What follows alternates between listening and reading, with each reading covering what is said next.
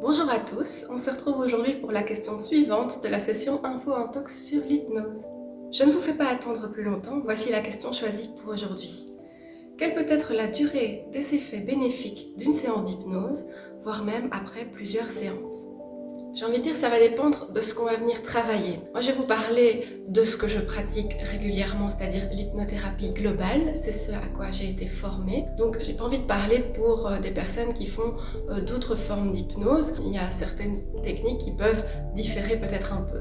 Donc, l'approche de l'hypnothérapie globale, c'est une approche qui est centrée sur la personne et sur son vécu. C'est-à-dire qu'on va pouvoir aller travailler, par exemple, sur certains comportements qui sont problématiques.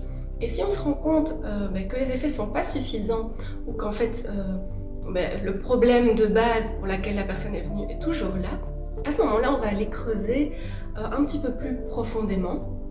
On va aller voir ce qui se passe autour des émotions. Donc là, on va passer de l'hypnose plutôt axée comportementale à l'hypnose qu'on appelle somato-émotionnelle. Donc c'est vraiment le lien entre le corps et les émotions. En fait, on part du principe que notre corps nous parle et vu que ce corps n'a pas de voix, il va trouver tout un tas de moyens, de symptômes, de mots, voire même parfois de maladies pour nous parler, pour nous faire comprendre certaines choses. En fait, le corps exprime certaines émotions qui ont été réprimées. Plutôt que de traiter un symptôme, on va aller voir quelle est la cause de ce symptôme. On va aller creuser un petit peu plus loin, voir pourquoi le corps a créé ce problème. Pour vous donner un petit exemple, j'ai moi-même pu l'expérimenter. J'ai eu pas mal de douleurs et de courbatures l'année dernière. Je ne savais vraiment pas d'où ça pouvait venir et j'arrivais vraiment pas à m'en défaire, à tel point que je pensais avoir comme un état grippal à longueur de journée. Donc je me traînais vraiment beaucoup.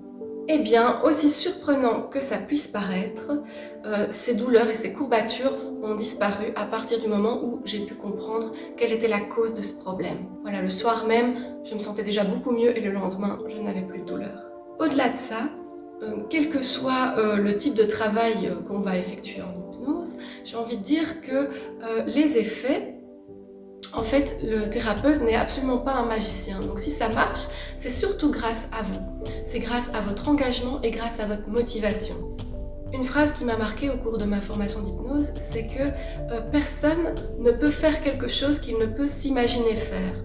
Donc si on n'est pas capable de se voir autrement, de faire cette chose ou de se changer dans l'imaginaire, alors dans le réel, on ne sera pas capable de le faire non plus.